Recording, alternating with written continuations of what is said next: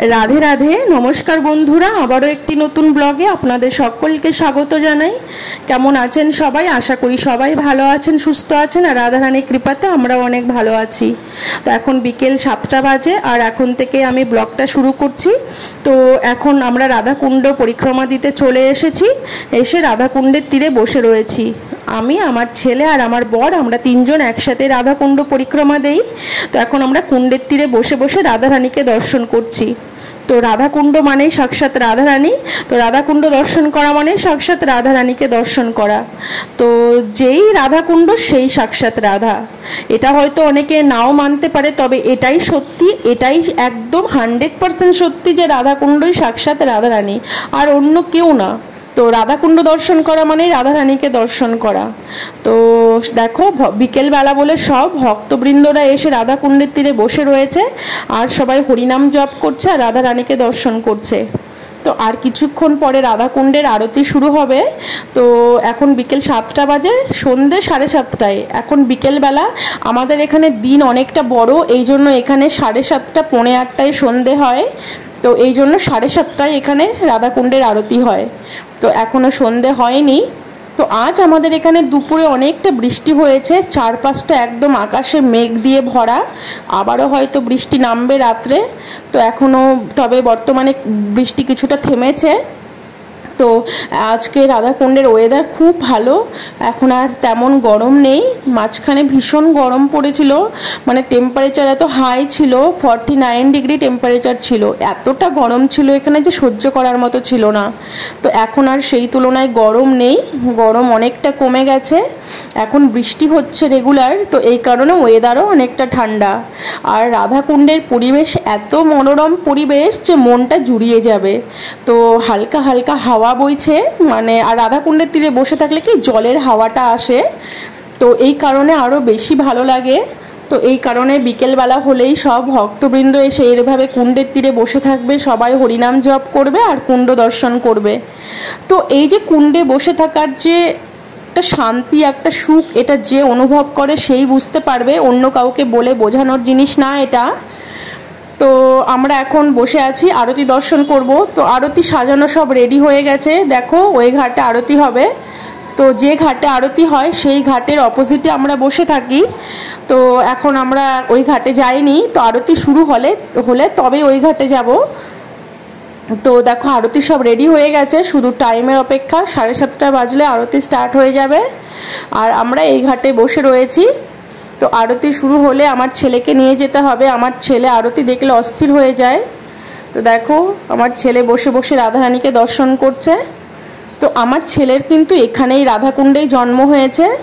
তো ও রাধাকুণ্ডে জন্ম হয়েছে কারণে ওর ভিতর সবটাই ভক্তের লক্ষণ রয়েছে। তো বিকেল বেলা হলে রাধাকুণ্ডে পরিক্রমা দেওয়া, সকালে বাড়িতে আরতি দর্শন করা, তুলসী পরিক্রমা করা, সব কিছু ছোটবেলা থেকেই ওর শুরু হয়ে যাচ্ছে, মানে ভক্তির প্রথম স্টেজগুলোই ওর শুরু হয়ে যাচ্ছে। তো দেখো ওই ঘাটে আরতি শুরু হয়েছে বলে আমার ছেলেকে আর ধরে রাখা যাচ্ছে না, এখন ও আরতি দর্শন করবে। তো ঠিক এই ঘাট থেকে দেখেছে যে ওই ঘাটে আরতি জ্বালিয়েছে, দীপ জ্বালানো হয়েছে, ও দূর থেকে দীপ দেখতে পেয়েছে আর এখন হাত দিয়ে আঙ্গুল দিয়ে দিয়ে ওই ঘাটের দিকে দেখাচ্ছে, ওই ঘাটে দীপ জ্বলছে। প্রথমে সিঙ্গেল দীপ দিয়ে আরতি করা হয়, দেখো প্রথমে সিঙ্গেল দীপ জ্বালানো হয়েছে। তো বসে বসে আগে আরতির যে প্রথমে প্রসেসগুলো সেগুলো করছে। তো আমার ছেলে দূর থেকে দেখতে পেয়েছে, এখন ওই ঘাটে নিয়ে চলো। তো আমার ছেলে সবে 1 বছর কমপ্লিট হয়নি, তো 1 বছর হতে এখনও কদিন দেরি আছে। তো এখনও কথা বলা শেখেনি। তো ও আঙ্গুল দিয়ে দিয়ে কী বলছে আর ওইদিকে আঙ্গুল দিয়ে দিয়ে দেখাচ্ছে। তো আমরা বুঝেই গেছি ও কী বলতে চাইছে।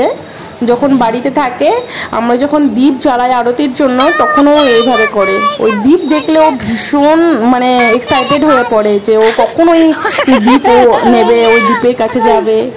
তো দেখো এখন ওকে আর রাখা যাচ্ছে না, এখনও ভীষণ অস্থির করছে, এখন ওই ঘাটে আরতি দর্শন করবে। দেখো কি বলছে ও, মানে এখনও তো কথা বলা শেখেনি, এই জন্য ইশারাতে কথা হাত দিয়ে দেখাবে আর কি করে কথা বলবে।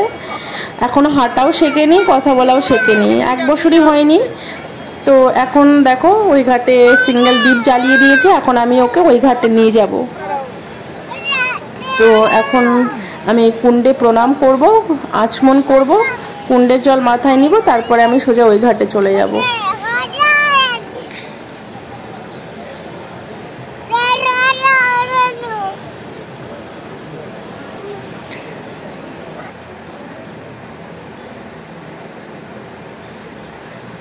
আমি কুণ্ডে প্রণাম করে কুণ্ডের জলে আচমন করব, করে কুণ্ডের জল মাথায় নিয়ে আমি এখন ওই ঘাটে যাব আরতি দর্শন করব বলে। চলো ওই ঘাটে যাই আর তোমাদেরকেও আরতি দর্শন করাবো।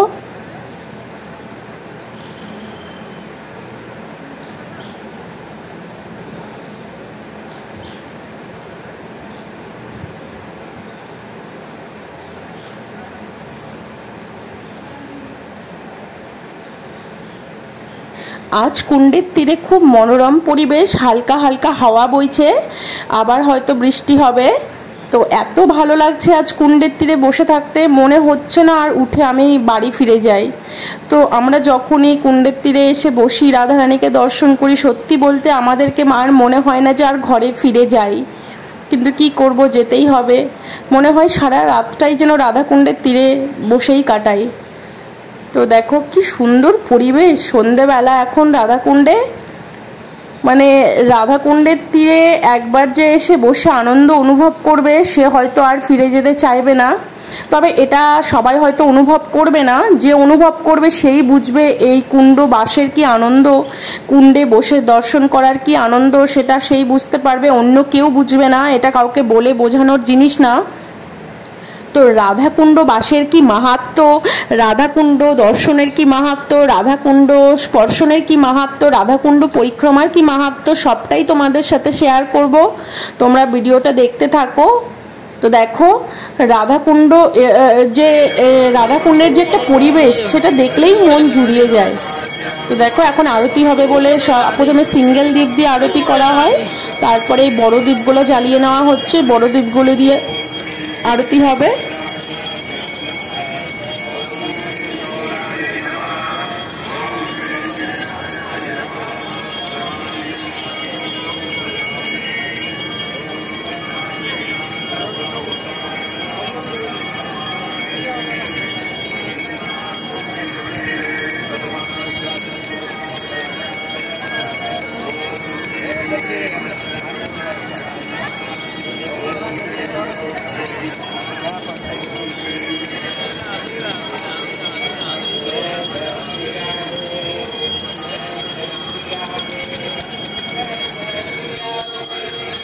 আরতি শুরু হয়ে গেছে। তো আমরা এখন আরতি দর্শন করব। আরতি দর্শন করার পর তারপরে ঘরে ফিরে যাব। আরতি দর্শন হয়ে গেলে তারপরে আগে সব মন্দিরে যাব, মন্দিরে গিয়ে ঠাকুর দর্শন করব। ঠাকুর দর্শন করার পরে তারপর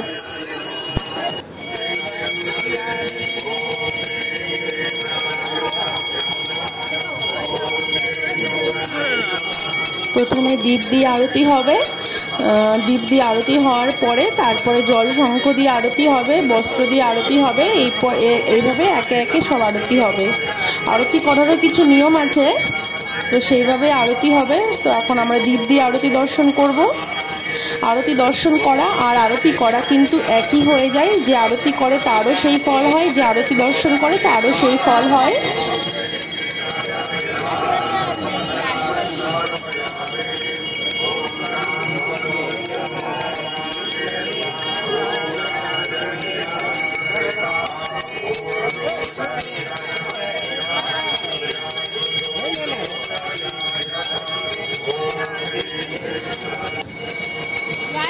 দ্বীপ দিয়ে আরতি হয়ে গেল, এখন আরতি হয়ে গেল, এখন ওই প্রসাদী আরতিটা দিয়ে আমিও আরতি করে নিলাম।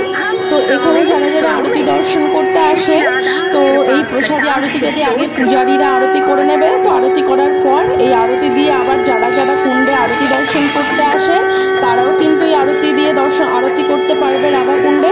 তো আরতি হয়ে গেছিলো, তো এই আরতি নিয়ে সবাই একে একে রাধাকুণ্ডে আরতি করছিল। তো আমিও আরতিটা তুলে নিয়ে আমিও আরতি করে নিলাম রাধাকুণ্ডে।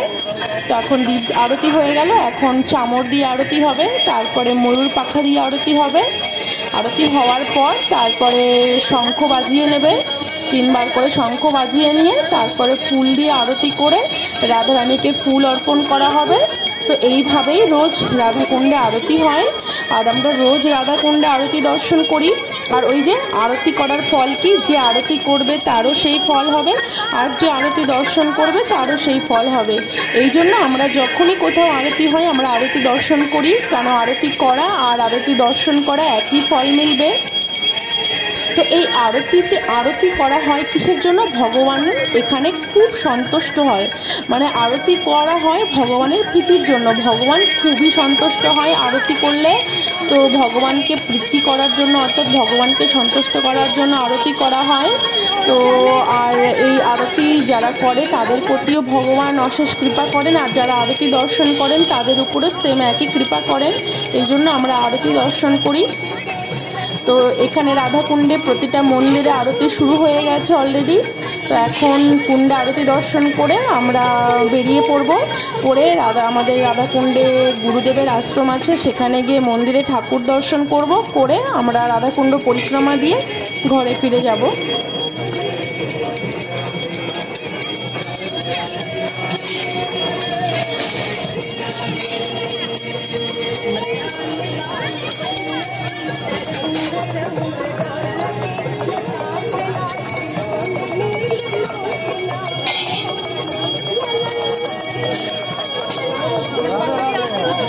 সামনে নিয়ে আনা।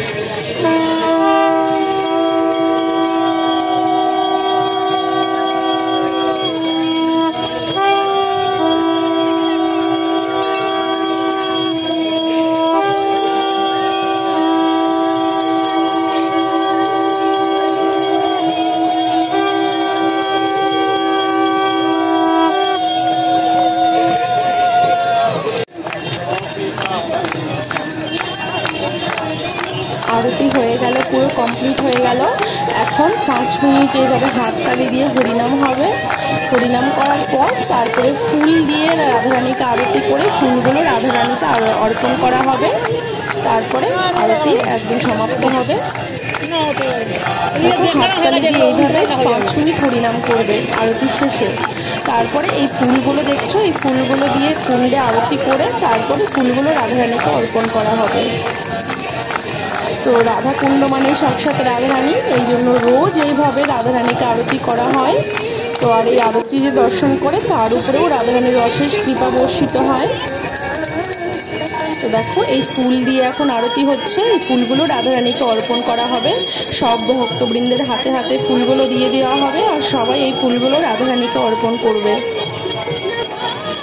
তোমরা যদি কখনো রাধাকুণ্ডে আসো তো অবশ্যই এই রাধাকুণ্ডের আরতি দর্শন করো, তোমাদের ভীষণ ভালো লাগবে। এই রাধাকুণ্ডের আরতি দর্শন করাও একটা ভাগ্যের দরকার হয়। তো দেখো আরতি শেষ হয়ে গেল, এখন প্রসাদ বিতরণ হচ্ছে। তো এখন প্রসাদ দিচ্ছে মিঠা মাতৃ। তো এই আমাদের এখানে এই মিঠা মাতৃ খুব হয়, তো এই মাতৃ আজকে সবাইকে প্রসাদ দিচ্ছে। তো আমরা এখন প্রসাদ নিব, প্রসাদ নিয়ে পরিক্রমা লাগিয়ে সব মন্দিরে গিয়ে ঠাকুর দর্শন করব, তারপর ঘরে ফিরে যাব। তো দেখো আমাদের প্রসাদ নেওয়া হয়ে গেছে, এখন আমরা প্রসাদ খাচ্ছি। আমার ছেলেকেও একটু করে প্রসাদ খাইয়ে দেই। যদিও আমার ছেলে এখনও খাওয়া শেখেনি, তবে একটু একটু মুখে দিলেও খেয়ে নেয়। সবে মাত্র 2টো দাঁত উঠেছে। দেখো সবাই ভক্তবৃন্দরা প্রসাদ নিচ্ছে। তো আমার ছেলেকেও একটু একটু খাইয়ে দিচ্ছি। খাওয়া তেমন শেখেনি, আর মাতৃ একটু শক্ত হয়, ও খেতে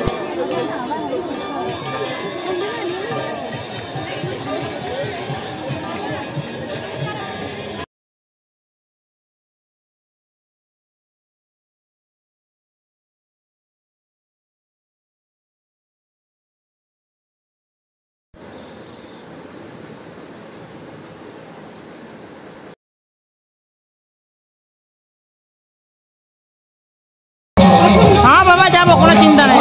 हाँ